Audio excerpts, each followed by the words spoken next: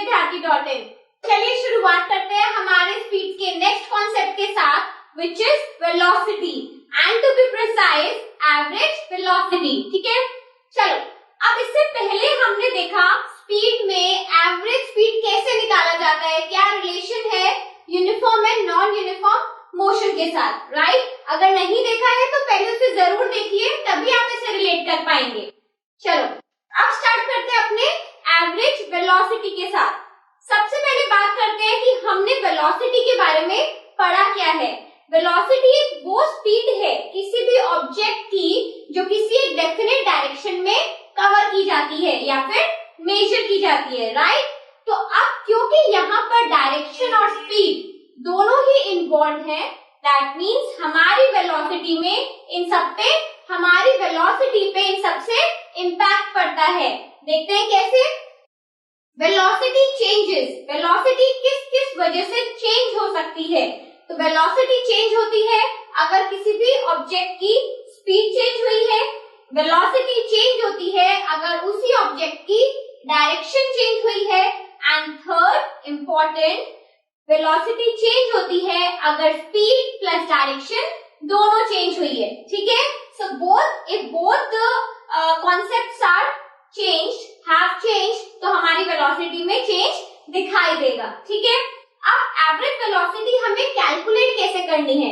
अब देखिए आपको इस चैप्टर में पूरा ओवरऑल ये दिख रहा होगा कि बहुत सारे पॉइंट्स पे हमें कैलकुलेशन करनी है।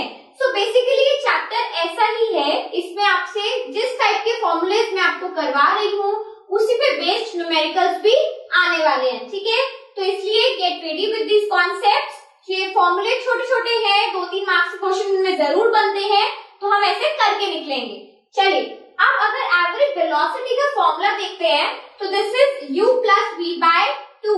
अब u v क्या है उसमें घबराना नहीं। सबसे पहले u is the initial velocity and v is the final velocity, यानी कि हमारे ऑब्जेक्ट की पहली कुछ इनिशियल वेलोसिटी, जैसे कि अभी जैसे सपोज करिए कि कोई भी ऑब्जेक्ट ने मोशन में आना स्टार्ट ही नहीं किया। ठीक है, एक रेस्ट पे कोई बॉडी हमारी है, इसका मतलब कि उसकी इनिशियल वेलोसिटी क्या होगी? 0 होगी। और जैसे ही उसकी स्पीड में कुछ चेंज आया, या तो स्पीड इंक्रीज हुई या फिर उसने चलना शुरू करा, और जहां पर वो जाके रुकेगा उसको हम क्या बोलेंगे? Final velocity. ठीक है, इसी तरीके से आपको एक बोट का कॉन्सेप्ट भी पता होना चाहिए, वहां पर भी आपकी स्पीड इनिशियल फाइनल चेंज होती है। कैसे चेंज होती है? आप यू नो वेरी वेल, जब भी हम बोटिंग करते हैं, ठीक है, अब कहीं ना कहीं आप लोगों ने देखी होगी, करी होगी, तो आपको एक चीज उसमें नोट करनी है कि जब भी हम बोटिंग करते हैं, अगर हमारी बोट का बहाव पानी के साथ है तो उसको डाउनस्ट्रीम कहा जाता है। ठीक है, वहां पर वेलोसिटी को अलग तरीके से कैलकुलेट किया जाता है।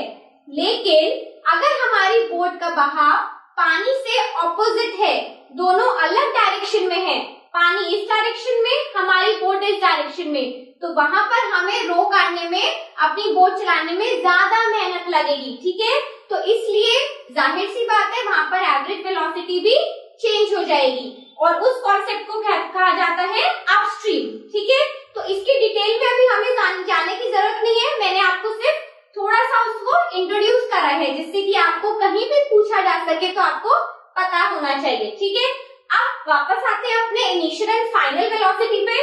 तो अगर हमें एवरेज वेलोसिटी कैलकुलेट करनी है, so we have to find it like arithmetic mean. Arithmetic mean भी ऐसे निकाला जाता है ना, initial plus final divided by 2, तो उसी का ये फॉर्मूला है। अब ये बात हो गई कि हमारी एवरेज स्पीड, एवरेज वेलोसिटी क्या है, लेकिन हमने दोनों के डिफरेंसेस भी देखे, लेकिन एक चीज इनमें सिमिलर है, और वो ये कि दोनों की यूनिट सेम होती हैं, और होनी भी चाहिए, भाई है तो स्पीड ही ना।